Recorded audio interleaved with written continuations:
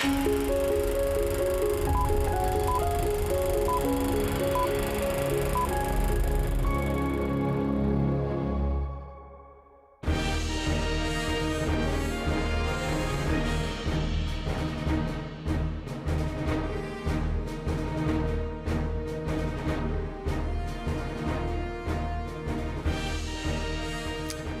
evening and welcome. I'm Russ Spencer, evening anchor for Fox 5 in Atlanta, and you are watching the Atlanta Press Club Loudermilk Young debate series. We are broadcasting from the studio of Georgia Public Broadcasting in Atlanta, and we welcome viewers from across the state and the country. This is the runoff debate for U.S. Senate to fill the seat currently held by Georgia Senator Kelly Loeffler. And let's meet the candidates now. They are, in alphabetical order, Republican candidate Kelly Loeffler. She was appointed to the U.S. Senate in January of 2020 to replace retiring Georgia Senator Johnny Isakson. She is also part owner of Atlanta's WNBA team, the Atlanta Dream. Democrat candidate Raphael Warnock is the senior pastor at Ebenezer Baptist Church in Atlanta. Ebenezer, of course, the church where Martin Luther King Jr. was pastor. Let's meet our panel now. Greg Bluestein is a political reporter with the Atlanta Journal-Constitution. And Lisa Rayam is host and senior producer of NPR's Morning Edition on WABE Radio in Atlanta. Now let's get started. The topics were not shared with the candidates in advance. The debate will be divided into 3 rounds. And in each round, candidates will have 60 seconds to answer questions and 30 seconds for a rebuttal. And as moderator, I will determine when a rebuttal is appropriate. In the first round, candidates will be asked 2 questions each. And Greg, you get the first question to Senator Loeffler. Senator Loeffler, thanks for joining us. President Trump opened his election rally last night by falsely claiming he won Georgia. He didn't.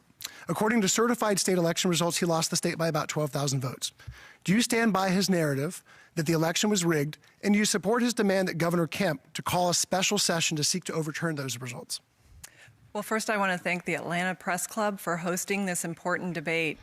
And look, it's vitally important that Georgians trust our election process, and the president has every right to every legal recourse, and that's what's taking place.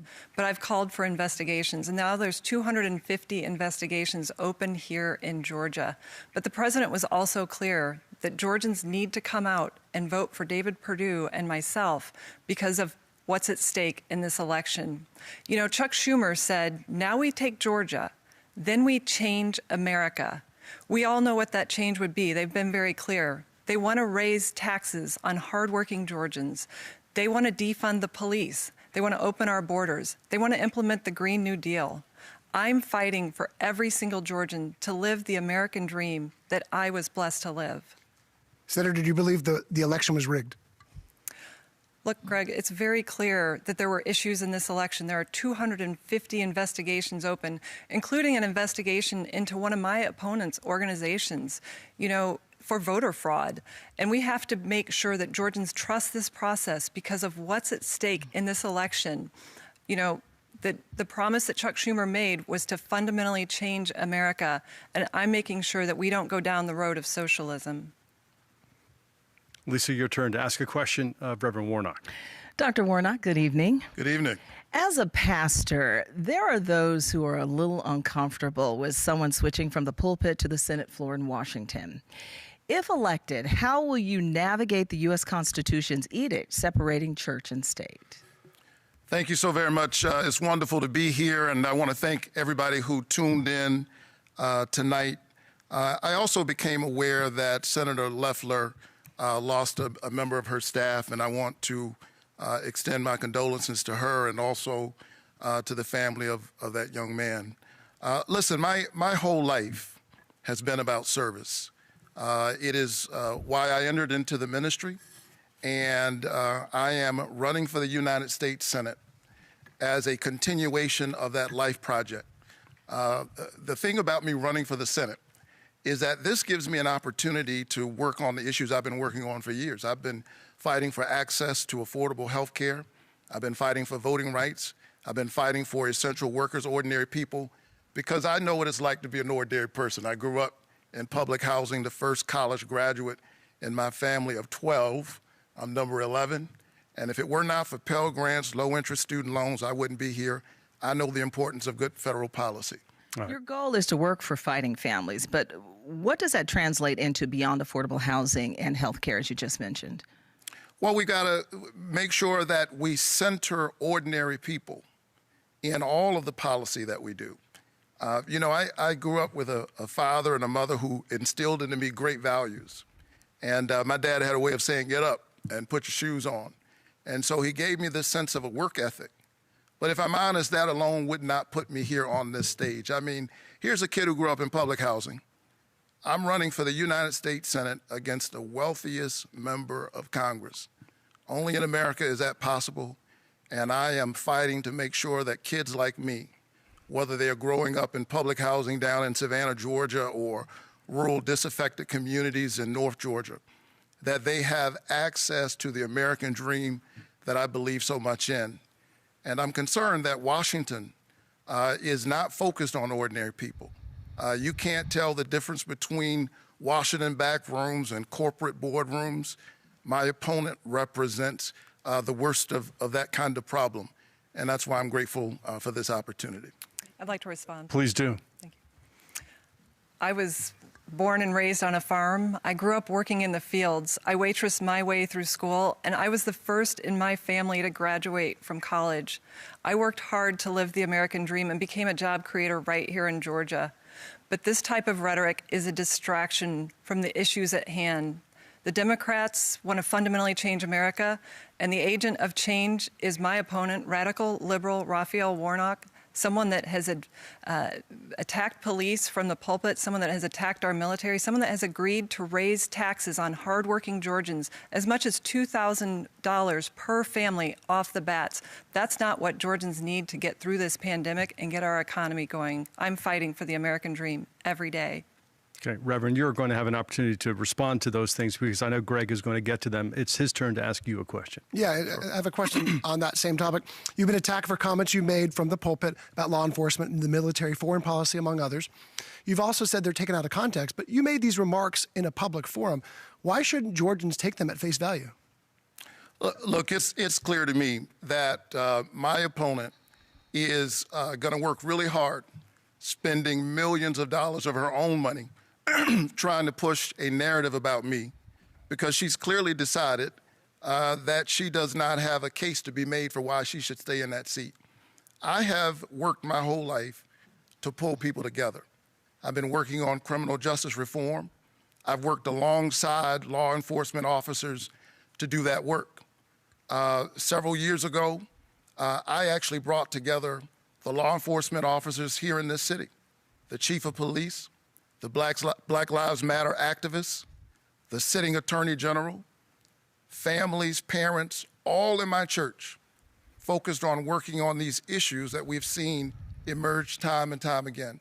And we need somebody who knows how to bring people together rather than using these issues as a political point to be made. These issues are tragic, and our law enforcement officers lay it on the line every day. They have an ally with me. I just think that you can affirm what law enforcement officers do and hold them accountable. Senator Loeffler, 30 seconds.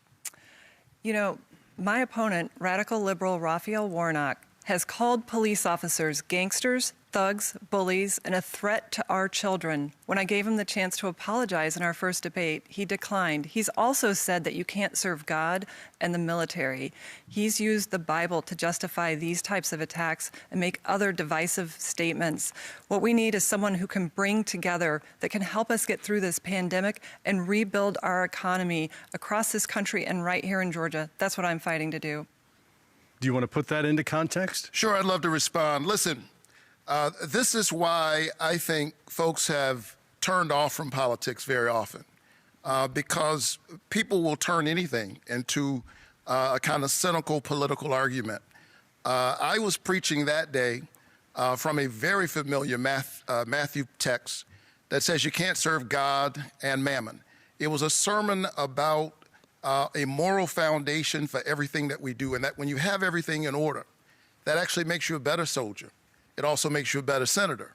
And had Kelly Loeffler listened to the sermon, rather than trying to make a cheap political point, she would not have used her advantage as a U.S. senator to make millions on a pandemic while playing it down to the people she was supposed to be representing. Lisa, I'd like to respond. Oh, go ahead, please. You know, I'm a Christian. I'm a person of deep faith.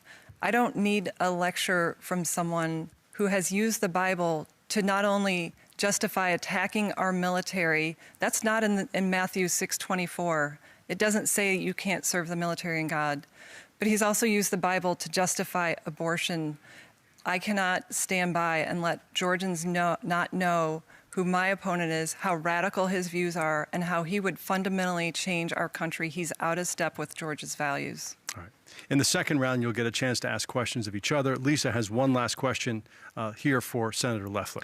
Senator Loeffler, good evening. State election official Gabriel Sterling proclaimed this has to stop. He was referring to threats against election workers, Governor Kemp, and the Secretary of State who received death threats. Sterling warned that false claims of widespread election fraud could lead to violence. He said somebody's going to get killed. At his urging, you responded by denouncing the violence, but some didn't think that was enough. So tell us tonight, what is your message to those who would threaten officials, and have you made an effort to help lower the temperature on the behalf of the Republican Party? Well, absolutely. As someone who has been the subject of threats of violence, I absolutely denounce it. But, here's what's at stake. The future of our country hangs on this state having free, fair, trusted elections. We have built an organization within our campaign to make sure that Georgians trust this process.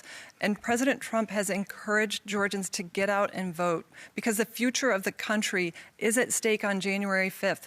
We need folks to trust the process because that's what makes our democracy possible right here. We've got to get to the bottom of these investigations that have started too late. There's 250 investigations, including into Raphael Warnock's voter registration organization for the second time for trying to register voters in New York. That doesn't represent the voice of Georgia.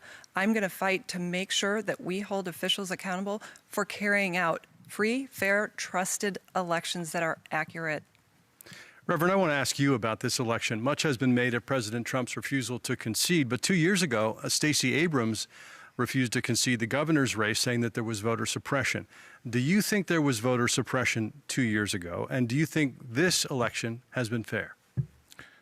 Listen, voter suppression is something that happens all across our country. It's happened here in the state of Georgia. But Stacey Abrams did not refuse to acknowledge the fact that her opponent was the governor. Here we are several weeks after the election, and Kelly Loeffler continues to cast doubt on an American democratic election. It's time to put this behind us and get focused on the concerns of ordinary people. While she's playing political games, trying to represent somebody who doesn't live in Georgia, Georgians are wondering when are they going to get some COVID-19 relief. They're wondering who is going to put small businesses in front of the large corporate giants. And they're wondering when are we going to call the people, give the people we call essential workers an essential wage. I want to go to the United States Senate to stand up for ordinary people. And when politicians aren't satisfied with the voters, they try to pick their voters. And that's what's going on right now. May I respond? Please. Radical liberal Raphael Warnock has partnered with Stacey Abrams in these voter suppression conspiracies when, in fact, we have record turnout in our state year after year. And, it's unfortunate that the focus is on a debate about who won the election when this process is still playing out. And President Trump has every right to every legal recourse. But we also have to make sure that Georgians know that we have a process that works, that their vote is counted, and that no illegal votes are counted. And that's what I'm going to continue to fight for, to make sure that Georgians know everything is at stake in this election, the future of our country, not just the radical ideas of the left, but the radical candidates who would defund the police, who would stand by and attack our military and then withdraw funds that would support Chuck Schumer's defunding of our military by 25%. And I'm going to continue to make sure that we come back from this virus strong. I'm the only candidate qualified to help rebuild our economy and get past this pandemic. All right. We want to get to the point where you can ask each other questions. That does conclude the first portion of this debate. For people just tuning in, you're watching the runoff debate for one of Georgia's 2 U.S. Senate seats. We move now to the second round, where the candidates will ask each other a question. Candidates have 30 seconds to ask a question, 30 seconds to respond to their opponent's answer. Reverend Warnock, You get the first question to Senator Loeffler. Thank you so much. Senator Loeffler, when you received the private briefing regarding the coronavirus pandemic, you dumped millions of dollars of stock in order to protect your own investments. And then weeks later, when there came an opportunity to give ordinary Georgians an extra $600 of relief, you said you saw no need and called it counterproductive. Why do you think it's counterproductive to help ordinary Georgians in the middle of a pandemic? Well, thank you for that question, because I've been completely exonerated. Those are lies perpetrated by the left-wing media and Democrats to distract from their radical agenda. Since I got to the Senate, I've worked hard to deliver relief to Georgians during this pandemic, and I'm continuing to do that. But look what Democrats have done. They have stood for stonewalling relief that I voted for twice in the Senate, to deliver relief to families, to farmers, to schools and hospitals. They're playing politics. That's what they're using their lies to cover up. The fact that they don't have a positive agenda to lift Georgians up. They want to defund the police, raise your taxes, implement the Green New Deal that would crush jobs and opportunity. And what I'm working on is making sure that we can get the economy going again, that we can drive forward after this pandemic. And I've been working side by side for my colleagues to make sure that we get that done, and we have delivered results. $47 billion that I brought here to Georgia saved 1.5 million jobs at small businesses. Reverend, you have 30 seconds to respond if you'd like. Listen, I do not want to defund the police, and Kelly Loeffler knows it. But she keeps saying this because she wants to distract from her own record. The truth of the matter is, were it left up to her, Georgians would not have received the $600 of expanded unemployment insurance. And they haven't seen any relief in months. And she hasn't done anything. She's done nothing to provide relief for ordinary people, the folks I'm seeing all across this state who are in pain in the middle of this pandemic. Senator Loeffler, it's your turn to ask a question of Reverend Warnock. Reverend Warnock, in your writings and your teachings, you've repeatedly praised Marxism and the redistribution of income. Can you here and now, for all Georgians, renounce socialism and Marxism? Listen, I believe in our free enterprise system. And my dad was a small business owner. And during the Great Recession, you know what I was doing? I was leading my church to build a community center where, among other things, we had a financial literacy center that taught people how to repair their credit, create a 700 credit score community, how to create a business, how to buy a home, how to participate in our free enterprise system.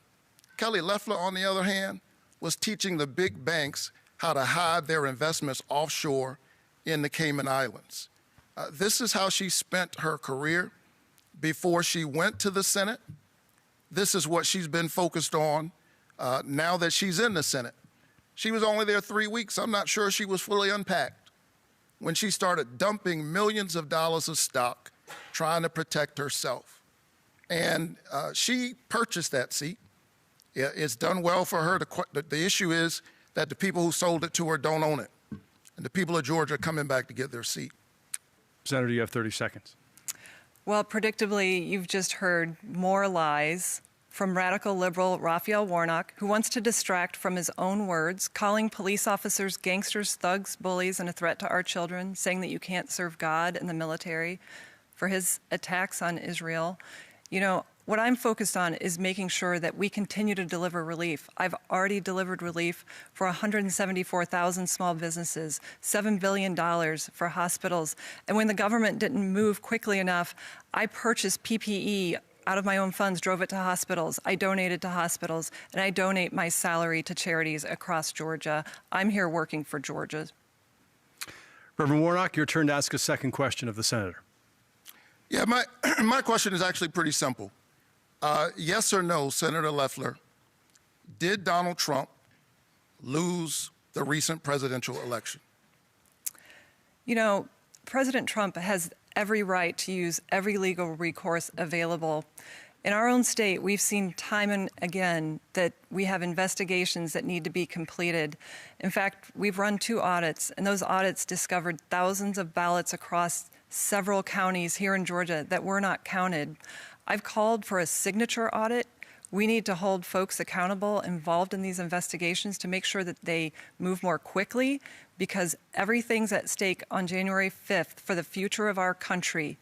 If the Democrats win, they will defund the police. They'll keep our country locked down. They want more lockdowns. They'll raise your taxes in the middle of a pandemic. And they'll continue to keep the borders open and support taxpayer funding for illegal immigrant health care. And they'll defund our military by 25%. My opponent, radical liberal Raphael Warnock, would be a rubber stamp for Chuck Schumer because he's bought and paid for by tens of millions of dollars from out-of-state dark liberal money from Chuck Schumer. Reverend Warnock, 30 seconds. You know, I've been moving all across this state, especially going to rural areas. And when I go to these small towns, they're surprised that I'm there. I'm surprised that they're surprised they haven't seen a U.S. senator. And they're wondering why their hospitals are closing, why Kelly Loeffler doesn't think it's a good idea to make sure that they have health care in the middle of a pandemic. We refuse to expand Medicaid in this state. 9 of our hospitals are closing, have closed, and they're wondering who in Washington is looking out for them. Senator Loeffler, you get the final question in this. Reverend Warnock, you were arrested for obstructing police in the child abuse investigation. Can you tell me the nature of this child abuse? Why were the police called? What was your knowledge or involvement in this incident? Sure, here are the facts, and Kelly Loeffler actually knows them. I was working and trying to make sure that young people who were being questioned by law enforcement had the benefit of counsel, a lawyer, or a parent. And the law enforcement officers actually later thanked me for my cooperation and for helping them. She knows this, but the question is, why is she doing this? It is because she has made a calculation that after being in the Senate for 10 months, she does not have a case to be made for why the people of Georgia should keep her there. She has been focused on the same thing she's focused on her whole life, herself. During the recession, she was helping billionaires like her hide their money in the Cayman Islands. She dumped millions of dollars of stock, played it down, and then when she could help ordinary people, she didn't do it, and the people of Georgia haven't seen relief for months. And so she's spending her millions of dollars focused on me because she has no case to make for herself. I think that's sad, but that's no reason for her to keep a Senate seat. You have a rebuttal. You've just heard radical liberal Raphael Warnock lie again and not answer a question, an important question that Georgians deserve to have the answer to. Unfortunately, this is consistent with his track record of disrespecting law enforcement. Anyone in Georgia can read the police report as to what happened in this child abuse investigation at his church camp. You know, Georgians deserve answers, but they also deserve someone who respects our men and women of law enforcement. You know, he did call police officers gangsters and thugs. He said that we should empty the prisons and end cash bail. He won't keep our communities safe. That's what I'm fighting for. Senator, thank you. That does conclude our second round. Again, if you're just joining us, this is the runoff debate between candidates for the U.S. Senate seat to fill the Georgia seat that's currently held by Senator Loeffler. We turn back now to the panel to ask questions until we run out of time. As moderator, actually, I'm going to take the privilege of asking a question to the two of you to start this round. Reverend, I'll begin with you. Sure. I'm interested in the number that you're comfortable with when it comes to coronavirus relief.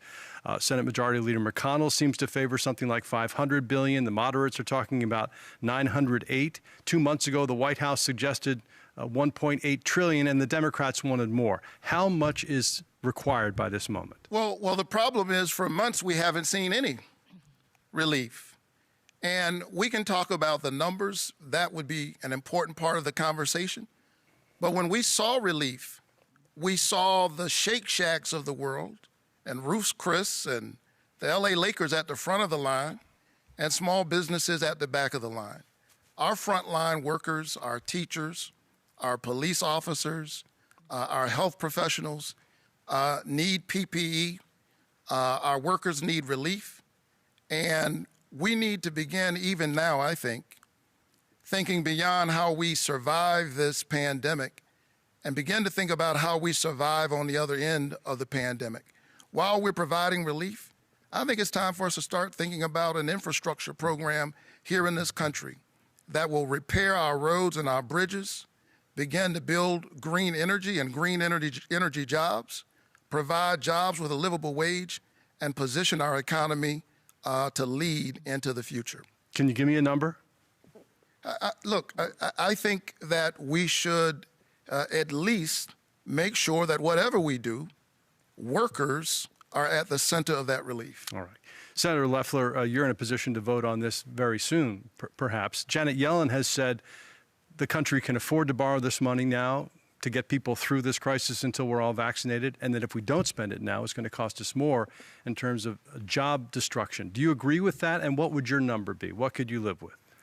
Well, I was pleased to support all the relief packages this spring when we were addressing this virus. Over $3 trillion of relief to Americans, $47 billion that I helped bring right here to Georgia, including $7 billion for hospitals, 174,000 small businesses that I brought $15 billion in PPP funds to, saved 1.5 million jobs. And in fact, I voted twice on the Senate floor in recent months to support a package that Democrats have blocked, that Nancy Pelosi has now confirmed that it was playing politics with Americans' lives and livelihoods. She's held up targeted relief that would have gone to hospitals, to schools, to families, to small businesses.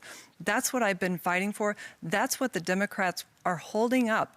And my opponent, radical liberal Raphael Warnock, would be a rubber stamp for Chuck Schumer and Nancy Pelosi as they try to use this pandemic to put the costs on the back of hardworking Georgians in the form of high taxes to fundamentally change America. And I'm not going to stand by and let that happen. I'm going to make sure that we serve our families and our small businesses right here in Georgia.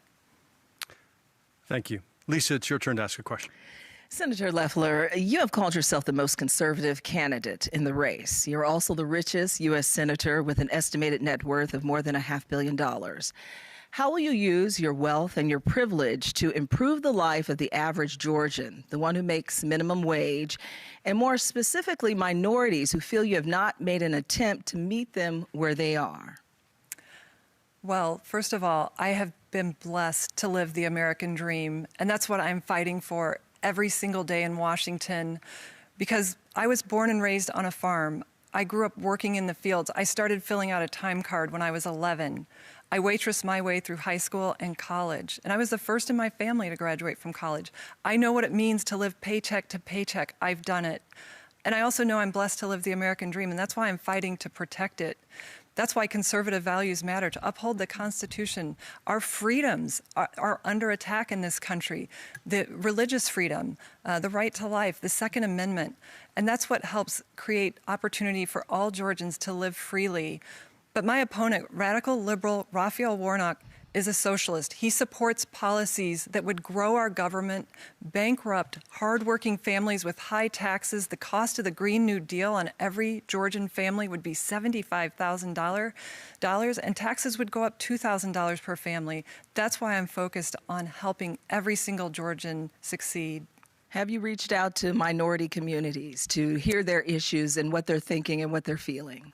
Absolutely. I have built my career based on bringing folks together to lift everyone up. That's what I've done from day one. In fact, I just introduced my prosperity plan that would bring much needed capital, access to capital, to small businesses and minority communities, because our country has failed in that area. That's one way we can help. We can also make sure that we protect school choice.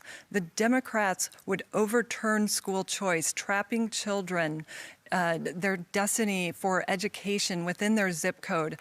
I'm fighting to make sure that we fund school choice and support kids to live their dream, to have that education. But I'm also making sure we keep taxes low.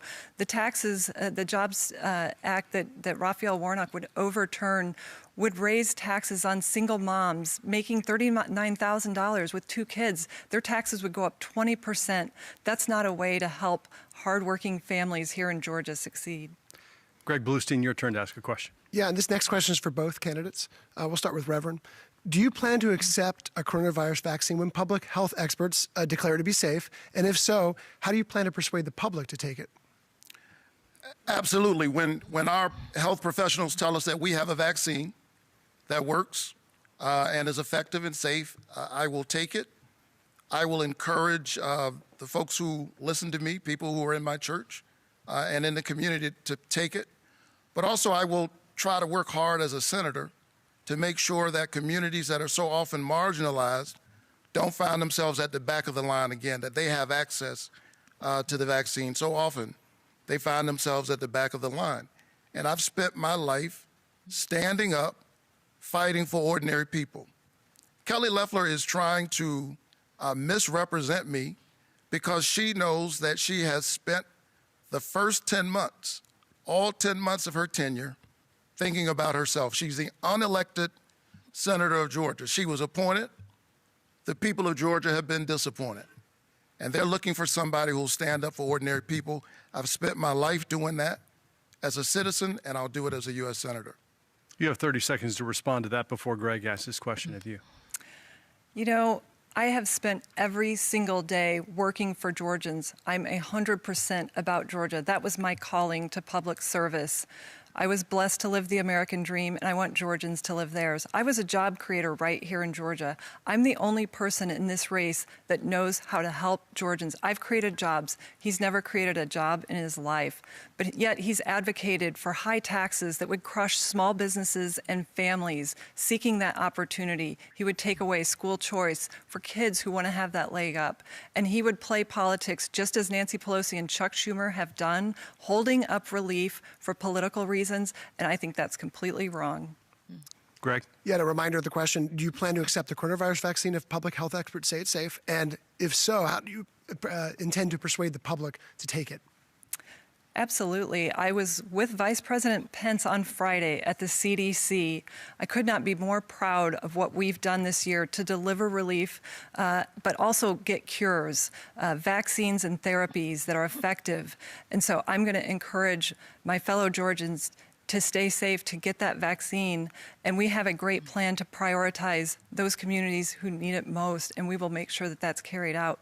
But my opponent will continue to play politics with the pandemic, telling lies and trying to achieve political objectives that would try to radically change our country at a moment of a pandemic. I'm going to continue to fight for every single Georgian to have the freedoms and the opportunities that they deserve and not be crushed by big government that would have government-mandated health care, that would provide free health care for illegal immigrants, that would raise their taxes to pay for government health care, and that would bankrupt Medicare. I'm making sure that Georgians have the resources they need while we keep our taxes and our government low and small. Lisa, it's your turn to ask a question. Dr. Warnock, Katina Stravalakis is an Atlanta business owner who had to close her doors because she was unable to pay thousands in back rent due to the pandemic. President-elect Joe Biden considers it a top priority to get a generous stimulus package through Congress, and you have said you support that. But if you were to speak to Katina, what would you ensure her that you would do in Washington to help her and other business owners get the help that they need? Well, my dad was a small business owner, and so I understand the struggle that small business owners have. And I spent time in my church creating a financial literacy center that helps people to get started. And so I think a good sign of what someone will do in office is what they were doing before they ever went into office. And I've spent my whole career standing up for ordinary people, trying to, in fact, we had a job center in my church, contrary to what Senator Loeffler is trying to suggest.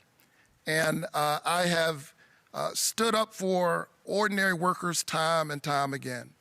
You know, during this pandemic, we call people essential workers. We ought to pay them an essential wage.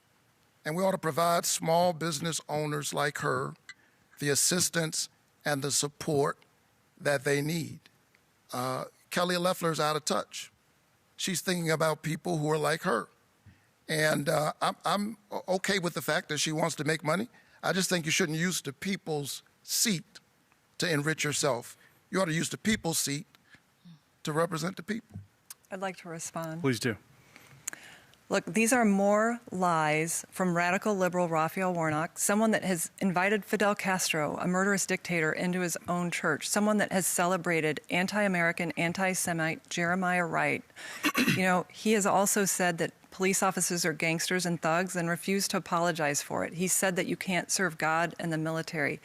He has actually made sure that we know who he is in his own words. Those aren't my words. I'm working hard to serve Georgians. I've served thousands of Georgians, and I'm so proud to represent this state and help Georgians through this challenging time. Well, Reverend, as I understand it, you were a young man in that church in New York. Would you like to respond to the suggestion that you invited him?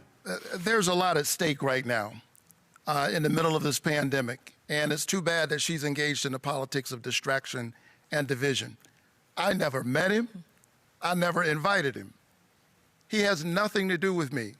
If you want to know who informs me and my sense of how we engage as people in the economic system, you need look no further than Matthew 25. I'm a Matthew 25 Christian. That's what I am. I was hungry and you fed me. I was thirsty and you gave me something to drink. I was sick and you visited me. Love your neighbor. And for me, that means you don't get rid of your neighbor's health care, particularly in the middle of a pandemic. Greg. May I respond? Go ahead. Look, I'm not going to be lectured by someone that uses the Bible to justify abortion, to attack our men and women in the military. What's happening here is someone who will not own up to their own record of division. He has called on Americans to repent for their worship of whiteness. That's divisive. That's hurtful. He's celebrated Jeremiah Wright, anti-Semite. He's actually called Israel an apartheid state. That is wrong for America, and I'm going to continue to make sure Georgians understand that that is him in his own words. Reverend, please respond to the abortion issue in particular. Well, listen, I have a profound reverence for life and an abiding respect for choice. The question is, whose decision is it? And I happen to think that a patient's room is too small a place for a woman, her doctor, and the U.S. government. I think that's too many people in the room. But those who are concerned about life, and I certainly am, ought to be focused on the incredibly high rates of infant mortality and maternal mortality in our country when compared to other developed nations. That's something the government could work on, and I've been working on it my entire career. Greg Bluestein. Senator, President Trump has attacked your closest political ally, Governor Kemp, as hapless. He said he was ashamed to support him. He even invited one of your former rivals to run against him in 2022. Was the president wrong to say that about the governor? And are you concerned his comments could alienate some Republicans in Georgia ahead of the runoffs? Well, the president has the right to pursue every legal recourse to make sure that this was a free and fair election in Georgia. And we know that these audits have turned up thousands of votes that were initially uncounted. And I've called for a signature audit. And the buck stops with the Secretary of State. He has to run an election that Georgians trust because everything's at stake on January 5th, the future of the country. We can take the path of supporting the American dream, of standing the economy back up and getting through this virus together, or we can take the path of socialism that radical liberal Raphael Warnock wants to bring to our country, increasing our taxes, taking away the private insurance that you get at your jobs and replacing it with government-run health care, turning your doctor's office into the DMV. He would open our borders, grant amnesty, give free health care to illegal immigrants. None of that will help us solve this pandemic and get the economy back on its feet and get kids back in school. And I'm not going to stand by and be lectured by someone that has not done anything for Americans during this pandemic. But was the president wrong when he called those governors those remarks? Look, I appreciate the president's support of me, and I appreciate the governor's support of me. They both understand what's at stake in this election. That's why they're encouraging Georgians to get out and vote for David Perdue and myself, because we're fighting for Georgians every single day. We're using our private sector experience to make sure that Georgians get back to work and school and church, while the Democrats play politics, hold up relief, and try to keep our country locked down. That's just wrong. Lisa? Senator Loeffler, expounding on that last question, again, President Trump criticized your governor, Governor Brian Kemp. Governor Kemp appointed you to the Senate. You've criticized the election process as well. So tonight, can you tell us where your loyalty lies as you vie to represent the state of Georgia? Is it with Governor Kemp or President Trump? Lisa, my loyalties are with Georgia. I had a calling to public service to serve the people of Georgia. Look, I have lived the American dream. I want to make sure every Georgian can do that. From working on a farm, from waitressing, being the first in my family to graduate from college, I know that free enterprise is the way to lift everyone up. Not socialism, not high taxes, not big government, not open borders, not the chaos of defunding the police that the left wants, not the lockdowns. I'm making sure that Georgians know what's at stake on January 5th. Our way of life right here in Georgia will radically change, as promised by Chuck Schumer. Now we take Georgia, then we change America. That's my number one focus, making sure that Georgians know what's at stake. I have served Georgians every single day. It's been my honor, and I'm going to continue to do that. Well, if everything is at stake on January 5th, that would presume that President Trump has lost. Is that what you're saying? What's at stake is the Senate majority. This will determine who brings bills to the Senate floor. And under the Republican Senate, we've been able to deliver $3 trillion of relief to hardworking Americans hard hit by this pandemic, to the frontline workers, to hospitals, to schools. We have to continue to make sure that we open up our economy. The Democrats want to keep this locked down. They want to radically change our country. And their agent of change is radical liberal Raphael Warnock, someone that has said to reimagine police, that is endorsed by organizations whose number one goal is to defund the police. We know the direction the country would take, and we're going to continue to make sure that Georgians understand that our very way of life here in Georgia and across the country is under attack by the left. Well, not to belabor the point, but all those things that you're warning about would not be happening, presumably, with President Trump as president. So it almost sounds as though you're conceding that that part of it has been settled, and now it's important for the Republicans to keep the majority in the Senate to have a divided government. Well, I saw firsthand that the Senate is the shock absorber in this country. And I saw that firsthand when I got to Washington and the impeachment trial started. I saw the Russia hoax and how that distracted us from addressing this virus. The Democrats have played nothing but politics since day one. They've never accepted that President Trump was president. They were distracted from serving Americans. They were distracted during the pandemic, and now they've used the pandemic to try to fundamentally change this country and put the cost of big government on the back of hardworking Georgians. That's why I'm fighting to make sure that the Republican majority is retained in the Senate, because we are the shock absorber for common sense policies that bring Americans together, that lift everyone up, that provides for great educational choices for kids, that stops the radical agenda of the abortion on demand that Democrats want, that attacks our Second Amendment rights. They want to take away our guns. They want to tax guns, and they want to fundamentally change America, and radical liberal Raphael Warnock is their agent of change. Greg Bluestein, time for your question. Yeah, Reverend Warnock, if Democrats do win control of the U.S. Senate, there will be pressure to increase the size of the U.S. Supreme Court.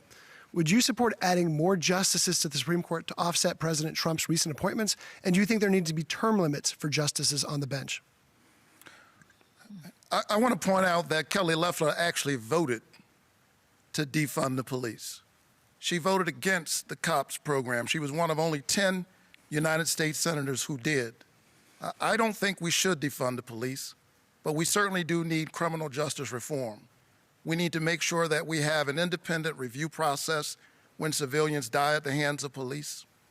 We need to make sure that police and officers and departments that have a pattern of misconduct are held accountable. We can do that and celebrate police at the same time.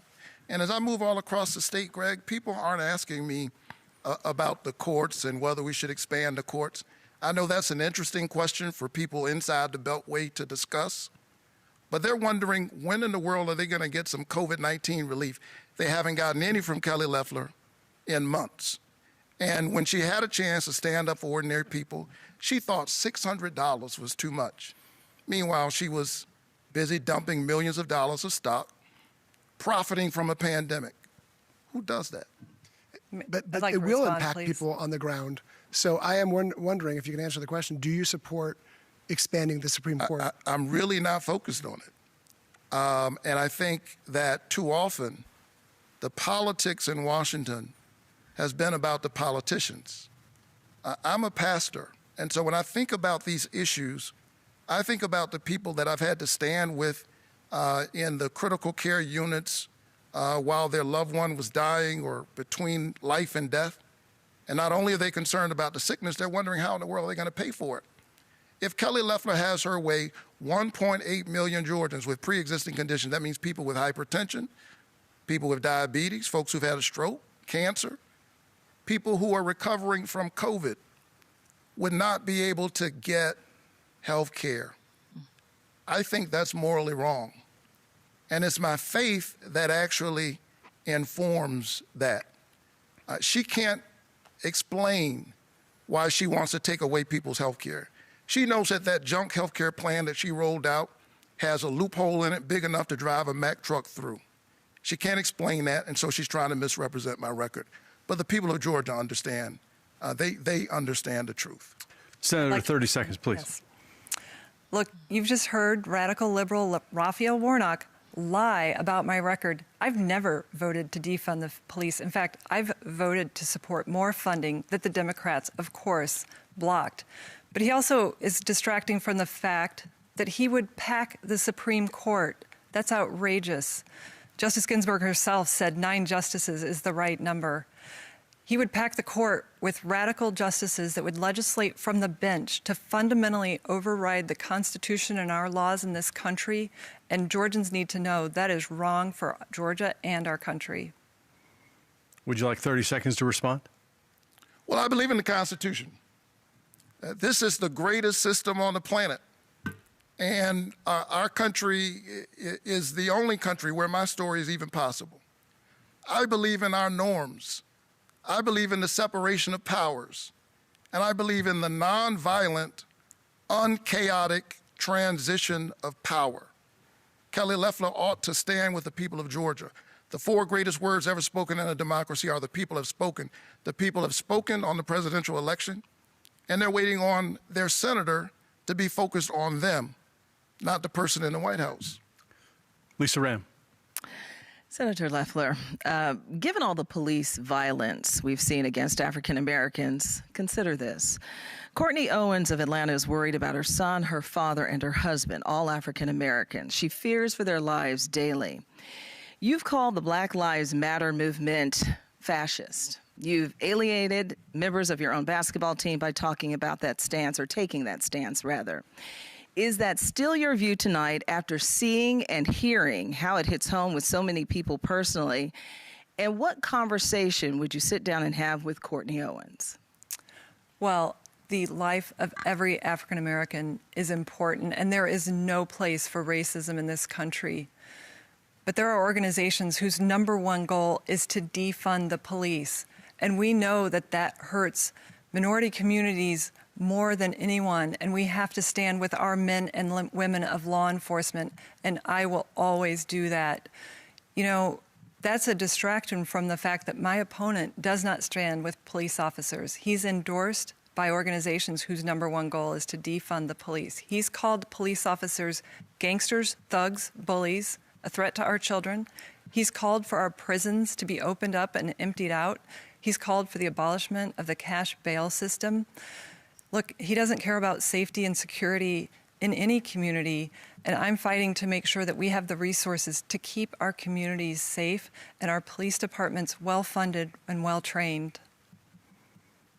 Senator, thank you. Would you like to respond to Sure, if particularly I about may. opening up the jails? Well, listen, first of all, the land of the free is the mass incarceration capital of the world. We warehouse 25% of the world's prisoners. And people on both sides of the aisle know that our current criminal justice system needs reform. And we saw that this summer, a multiracial coalition of conscience pouring out into American streets after the tragic deaths of George Floyd and Breonna Taylor and Ahmaud Arbery and so many others. And what did Kelly Loeffler do? She used her enormous privilege and power as a United States Senator to pick a fight with the black women on her team who know what it's like to grow up in a community where you have to have two talks with your children, one about the birds and the bees and the other about what happens if you're pulled over by police officers. To acknowledge that is not to condemn police officers in general. I've worked with police across the years. I've been invited to speak at their memorial services when they've lost their lives in the line of duty. And she says she is against racism and that racism has no place, but she welcomed the support of a QAnon conspiracy theorist, and she sat down with a white supremacist for an interview. I don't think she can explain that.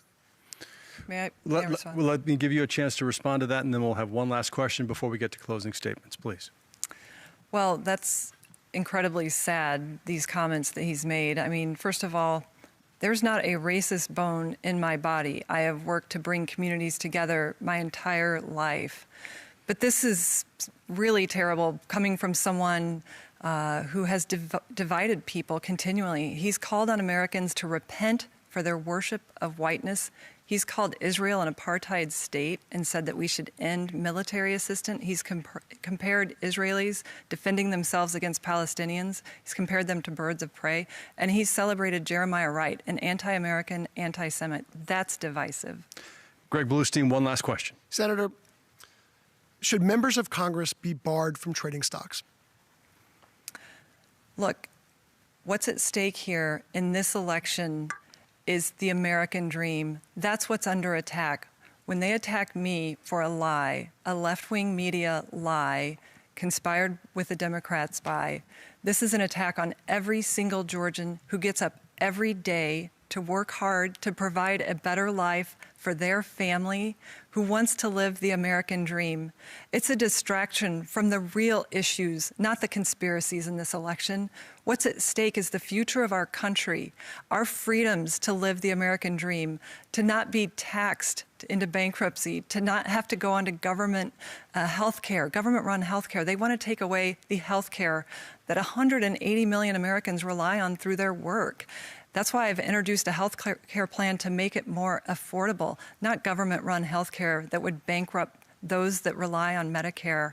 And I'm going to continue to fight to keep our country free, to keep our borders secure, and make sure that our communities are safe and secure. Reverend, you have an opportunity to respond. Well, I mean, the senator can't explain why the people of Georgia should send her back to the Senate. And so she's continued to misrepresent my record. She's lied not only on me, but on Jesus. I mean, everybody's clear about what that passage is about in Matthew. You can't serve two masters. And she should have listened to the lesson. Maybe she wouldn't be so focused on herself. She'd be thinking about the people she's supposed to represent. I intend to center the concerns of the ordinary people that I've been running into all across this state, particularly in rural Georgia. Reverend, thank you. I'd like to respond. Well, we're out of time. I apologize, but you're going to have a chance for a closing statement here in a moment. That is all the time we have for questions. The candidates now have 60 seconds for a closing statement. Senator Loeffler, you get to go first. Well, thank you to everyone who tuned in to this important debate. You can see what's at stake. There are two visions for our country. Mine, the American dream. My opponent, socialism. This is what's on the ballot January 5th, the American dream. I was born and raised on a farm. I grew up working in the fields. I built my career. I became a job creator right here in Georgia, and I have been blessed to live the American dream. But Chuck Schumer said it best, now we take Georgia, then we change America. They would increase our taxes, open our borders, socialize our health care. And my opponent, radical liberal Raphael Warnock, is his agent of change, someone that has falsely used the Bible to attack our military. The Bible never said that that you can't serve God and in the military. He's attacked our police officers. He wants to fundamentally change America into a socialist country. Well, I'm not going to let that happen. I'm working hard for every single Georgian. I'm Kelly Loeffler. I'm asking for your vote on January 5th. Thank you, and may God bless America. Thank you, Senator. Reverend Warnock, your closing statement. Thank you so much, and thanks to everybody who tuned in tonight. I'm Raphael Warnock. I'm one of 12 children in my family, and I'm number 11, the first college graduate. Listen, these are dark and difficult times. And amidst the thick fog of this pandemic and the economic turndown, even during this season of joy, it's hard for people to find joy. I think about my dad in a moment like this. God bless his memory. He used to wake me up every morning at dawn and said, get ready, get dressed, put your shoes on. It was dawn. And so it was morning, but it was still dark. It's dark right now, but morning is on the way. It's our job, Georgia, to put our shoes on and get ready, because there are those who are engaged in the politics of division. They have no vision, and so they engage in division. Tomorrow is the last day to register. Tell everybody you know to make a vote plan, because health care is on the ballot, workers are on the ballot, voting rights is on the ballot, criminal justice reform is on the ballot, and if you give me the honor of representing you in the U.S. Senate, We have to I'll go, be thinking sir. about Georgia every single day. Thank you very so much, Reverend and Senator. Before we conclude this debate, everyone involved in tonight's production sends their condolences to the Loeffler campaign and to the family of staff member Harrison Deal, who was killed in a car accident on Friday. Our thoughts are with the family. They're with you. We're very, very sorry. We'd like to remind voters that Election Day is Tuesday, January 5th. Absentee voting has already begun in Georgia, and early voting in Georgia begins December 14th. Thanks to the candidates and to the panel for participating in this debate. Well done. Thanks to the Atlanta Press Club and Georgia Public Broadcasting for arranging this debate. I'm Russ Spencer with Fox 5 in Atlanta. Thank you for joining us for the Atlanta Press Club Loudermilk Young Debate Series. Good night.